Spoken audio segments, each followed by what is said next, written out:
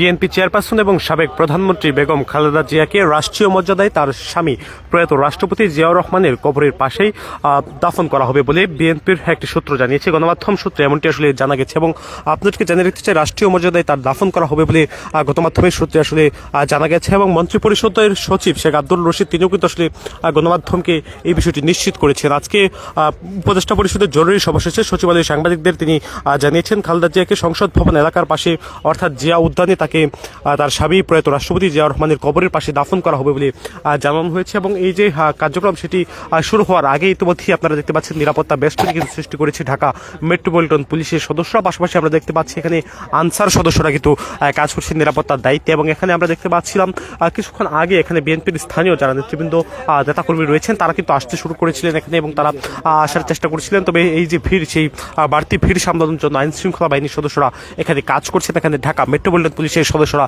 কাজ করছেন। এবং এখানে প্রবেশদ্বারের যে সড়কটি রয়েছে সেই সড়কের সামনে ইতিমধ্যেই আসলে ব্যারিকেড সৃষ্টি করা হয়েছে যেন যে কেউ এখানে প্রবেশ করতে না পারে।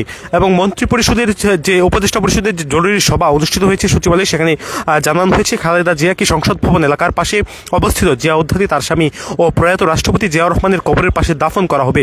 তিনি আরও জানিয়েছেন, আগামীকাল বুধবার সংসদ প্লাজায় জোহরের নামাজের পর জানাজা অনুষ্ঠিত হবে। মরদেহ আজকে এবারকেয়ার হাসপাতালে থাকবে এবং আগামীকাল সকালে মরদেহ সংসদ ভবনে আনা হবে। দর্শক, জানিয়ে রাখতে চাই, বিএনপি চেয়ারপারসন এবং 3 ভাইয়ের সাবেক প্রধানমন্ত্রী বেগম খালেদা জিয়া আজ সকাল 6টায় শেষ নিঃশ্বাস ত্যাগ করেছেন এবং মৃত্যুকালে তার বয়স হয়েছিল 79 বছর। আজকে সকাল 6টার দিকে তিনি মৃত্যুবরণ করেন এবং তাকে তিনি চিরনিদ্রায় শায়িত হবেন তার স্বামী প্রয়াত রাষ্ট্রপতি জিয়াউর রহমানের কবরের পাশে। এবং সেই বিষয়টিকে নিয়ে ইতিমধ্যে আসলে নিরাপত্তার চাদরে মুড়িয়ে ফেলা হয়েছে। জিয়া উদ্যানের যে স্থানটি রয়েছে যেখানে জিয়াউর রহমান শায়িত আছেন সেই স্থানটি আমরা দেখতে পাচ্ছি। এখানে র্যাবের সদস্যরাও কিন্তু আসলে প্রবেশ করছেন এবং ধীরে ধীরে এখানে আইন শৃঙ্খলা বাহিনীর সদস্যরাও কিন্তু আসলে প্রবেশ করছেন। পুরো এলাকায় আসলে নিরাপত্তা চাদরে আসলে মুড়িয়ে ফেলা হয়েছে। র্যাবের সদস্যরাও প্রবেশ করছেন নিরাপত্তার বিষয়টির জন্য, তারা নিরাপত্তা বিষয়গুলো আসলে পর্যবেক্ষণ করছে এবং পুরো এলাকায় আসলে নিরাপত্তার চাদরে মুড়িয়ে ফেলা হয়েছে।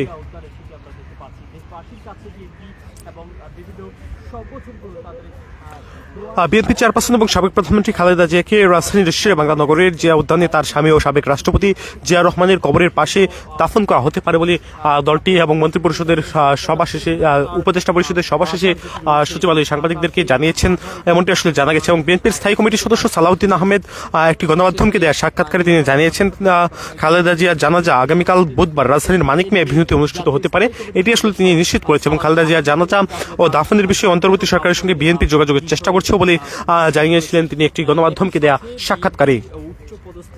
খালেদা জিয়া দীর্ঘদিন ধরে নানা অসুস্থতা ছিল। চলতি বছর 7 জানুয়ারি লন্ডনে খালেদা জিয়াকে চিকিৎসা দেওয়া হয়েছিল। তার স্বাস্থ্যের অনেকটা উন্নতি হয়েছিল বলে, তবে নানা রোগের জটিলতা ও শরীর মনে ধকল সহ্য করে তিনি দুর্বল হয়ে পড়ছিলেন। বয়সও ছিল প্রতিকূল, প্রায় গুরুতর অসুস্থ হয়ে পড়তেন আর হাসপাতালে ভর্তি করানো হতো তাকে। গত 23 নভেম্বর এমনই পর্যায়ে তাকে রাজধানীর এবারকেয়ার হাসপাতালে ভর্তি করা হয়েছিল। 1 মাসের কিছু বেশি সময় তিনি সেখানেই চিকিৎসাধীন ছিলেন। এবার তিনি আর চিকিৎসায় সাড়া দিতে পারলেন না। দেশনেত্রী আপসহীন ও বিভিন্ন উপাধিতে ভূষিত খালেদা জিয়া চির বিদায় নিলেন তার প্রিয় দেশবাসীর থেকে। খালেদা জিয়ারকে যে সমাহিত করা হবে জিয়া উদ্যানে, সেই জিয়া উদ্যানের নিরাপত্তা ব্যবস্থা কিন্তু আইন শৃঙ্খলা বাহিনীর সদস্যরা ইতিমধ্যেই আসলে নিরাপত্তার চাদরে পুরো এলাকা মুড়িয়ে ফেলেছেন, সেটি আমরা দেখতে পাচ্ছি। বিএনপি মিডিয়া সেলের সদস্য আতিকুর রহমান রুমন গণমাধ্যমকে জানিয়েছেন, খালেদা জিয়া সকাল 6টার দিকে রাজধানীর এবারকেয়ার হাসপাতালে চিকিৎসাধীন অবস্থায় মারা গেছেন। খালেদা জিয়ার বয়স হয়েছিল প্রায় 80 বছর। ইতিমধ্যেই আপনারা জানেন, খালেদা জিয়ার মৃত্যুর বিষয়টি জানানোর পরে 3 দিনের রাষ্ট্রীয় শোক ঘোষণা করা হয়েছে এবং আগামীকালকে সাধারণ ছুটি ঘোষণা করা হয়েছে। বিএনপির সদ্যপ্রয়াত চেয়ারপারসন ও সাবেক প্রধানমন্ত্রী খালেদা জিয়াকে দেখে রাজধানীর এবারকেয়ার হাসপাতাল থেকে গুলশানের বাসভবনে গেছেন তার বড় ছেলে তারেক রহমান। আজকে সকাল 11টা 20 দিকে বিএনপির ভেরিফাইড ফেসবুক পেজেতে এক পোস্টে এই তথ্য জানানো হয়। পোস্টে বলা হয়, গতকাল রাতে খালেদা জিয়ার শারীরিক অবস্থা অবনতি হলে হাসপাতালে ছুটে গিয়েছিলেন বিএনপির ভারপ্রাপ্ত চেয়ারম্যান তারেক রহমান। সে সময় তিনি তার মায়ের পাশে ছিলেন। পরিবারের অন্য সদস্যরা শেষ সময় খালেদা জিয়ার পাশে ছিলেন। খালেদা জিয়া আজ মঙ্গলবার সকাল 6টায় ইন্তেকাল করেন। তার বয়স হয়েছিল প্রায় 80 বছর। খালেদা জিয়ার মৃত্যুতে গণভোটের প্রচার দুদিন বন্ধ থাকবে। বিএনপি চেয়ারপারসন এবং সাবেক প্রধানমন্ত্রী খালেদা জিয়ার মৃত্যুতে গণভোট নিয়ে সরকারি প্রচারণামূলক কার্যক্রম স্থগিত রাখা হয়েছে। আজ মঙ্গলবার ও আগামীকাল বুধবার সারা দেশে গণভোট সংক্রান্ত সব ধরনের প্রচার কাজ বন্ধ রাখার নির্দেশ দেওয়া হয়েছে। ত্রয়োদশ জাতীয় সংসদ নির্বাচন ও গণভোট সংক্রান্ত জনসচেতনতামূলক যে প্রচারণা সেটি 2 দিন বন্ধ রাখা হবে বলে দলটির পক্ষ থেকে সরকারের পক্ষ থেকে নিশ্চিত করা হয়েছে। ত্রয়োদশ জাতীয় সংসদ নির্বাচন ও গণভোট সংক্রান্ত জনসচেতনতামূলক প্রচার কার্যক্রমের মুখ্য সমন্বয়ক ও প্রধান উপদেষ্টার বিশেষ সহকারী উপদেষ্টা পদমর্যাদা অধ্যাপক আলী রিয়াজ একটি গণমাধ্যমকে দেওয়া সাক্ষাৎকারে এই তথ্যটি জানিয়েছেন। আজ সকালে বিএনপির চেয়ারপারসন খালেদা জিয়ার মৃত্যু হয়। তার মৃত্যুতে আগামীকাল বুধবার থেকে 3 দিনের রাষ্ট্রীয় শোক ঘোষণা করা হয়েছে। এছাড়া আগামীকাল সাধারণ ছুটি থাকবে বলেও জানানো হয়েছে। আগামী 12 ফেব্রুয়ারি ত্রয়োদশ জাতীয় সংসদ নির্বাচন ও জুলাই জাতীয় সনদ বাস্তবায়নে গণভোট অনুষ্ঠিত হবে। গণভোট উপলক্ষে সারা দেশে প্রচারমূলক কাজ করছে সরকার। ইতিমধ্যেই প্রচারমূলক ভোটের গাড়ি যাত্রা শুরু করেছে। একাধিক মন্ত্রণালয় বিভিন্ন প্রচারমূলক কার্যক্রম চালাচ্ছে। বিএনপি চেয়ারপারসনের মৃত্যুতে এসব প্রচারমূলক কাজ আজ ও আগামীকাল স্থগিত রাখা হয়েছে বলে জানানো হয়েছে।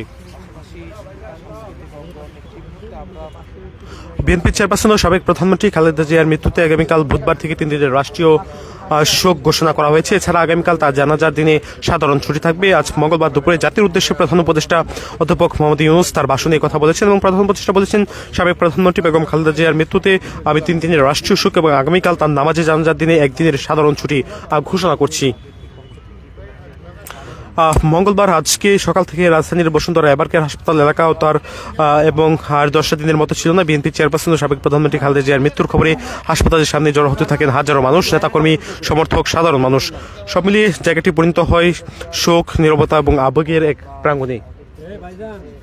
আপনাদেরকে দেখানোর চেষ্টা করছিলাম জিয়া উদ্যান থেকে, যেখানে বেগম খালেদা জিয়াকে সমাহিত করা হবে তার স্বামী প্রয়াত রাষ্ট্রপতি জিয়াউর রহমানের কবরের পাশে, এমনটি আসলে জানা গেছে। সাবেক প্রধানমন্ত্রী খালেদা জিয়ার মৃত্যুতে গভীর শোক প্রকাশ করেছে যুক্তরাষ্ট্র।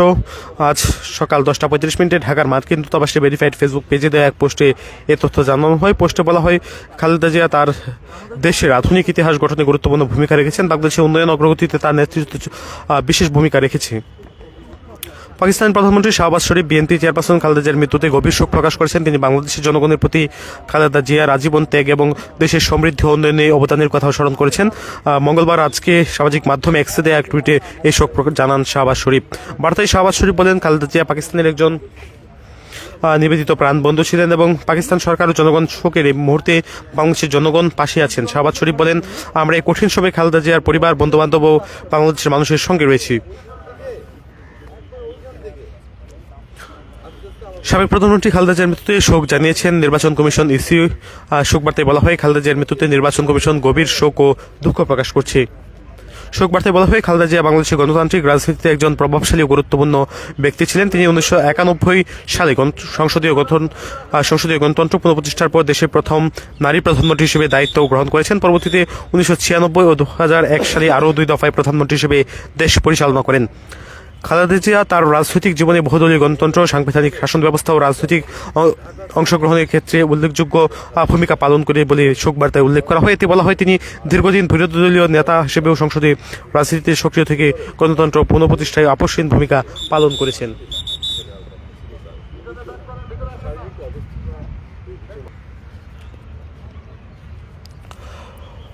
অস্থায়ী কমিটির বৈঠক ডেকেছে বাংলাদেশ জাতীয়তাবাদী দল বিএনপি। আজকে দুপুর 12টায় রাজধানীর গুলশানে বিএনপি চেয়ারপারসন রাজনৈতিক কার্যালয়ে বৈঠকটি হওয়ার কথা বলে জানিয়েছেন বিএনপি মিডিয়া সেলের সদস্য শাহরুল কবির খান।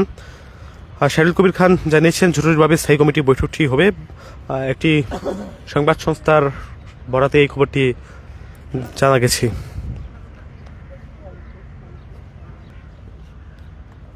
বিএনপি চেয়ারপারসন ও 3 বারের সাবেক প্রধানমন্ত্রী খালেদা জিয়া মৃত্যুর খবর জানার পরে এখানে আইন শৃঙ্খলা রক্ষাকারী বাহিনীর সদস্যরা ইতিমধ্যেই জিয়া উদ্যানে প্রয়াত রাষ্ট্রপতি জিয়াউর রহমানের যে কবরটি রয়েছে তার চতুর্পাশে নিরাপত্তা বেষ্টনী সৃষ্টি করেছেন, যেখানে আমরা দেখতে পাচ্ছি র্যাব, পাশাপাশি ঢাকা মেট্রোপলিটন পুলিশের সদস্যরা যৌথভাবে নিরাপত্তা কার্যক্রম পর্যবেক্ষণ করছেন। শুধুমাত্র র্যাব এবং পুলিশই নয়, এখানে আমরা দেখেছি আনসার সদস্যরাও একটি সাথে কাজ করে যাচ্ছেন।